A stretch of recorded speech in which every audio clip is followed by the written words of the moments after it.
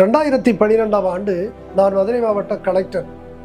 மதுரை மாவட்டத்தில் நான் கலெக்டராக இருந்த அந்த காலத்தில் ஏழை எளிய மாணவர்கள், மாற்றுத்திறனாளிகள், திருநங்கையர்கள் இவர்களையெல்லாம் என்னை போல ஒரு IAS அலுவலராக, IPS அலுவலராக ஆக்க வேண்டும் என்ற ஆசையோடு நேர்வை IAS அகாடமி என்ற பயிற்சி மையத்தை தொடங்கினேன்.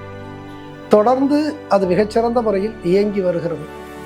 இந்த ஆண்டு 2026ஆம் ஆண்டு மிகச்சிறந்த பயிற்சியை அளித்து இதுபோன்ற ஏழை எளிய மாணவர்களை உயர்ந்த பொறுப்பில் கொண்டு போய் அமர்த்த வேண்டும் என்ற லட்சிய நோக்கத்தோடு எங்கள் நேர்மை IAS அகாடமி ஸ்மார்ட் லீடர்ஸ் பயிற்சி மையத்தோடு இணைந்து மிகச்சிறந்த பயிற்சியை நடத்த திட்டமிட்டுள்ளது.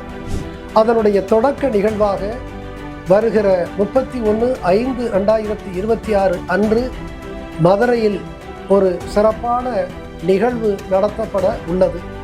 அந்த நிகழ்வில் நான் கலந்து கொள்கிறேன். உங்களை சந்திக்கிறேன். உங்களோடு உரையாட விரும்புகிறேன். நீங்களும் வாருங்கள்.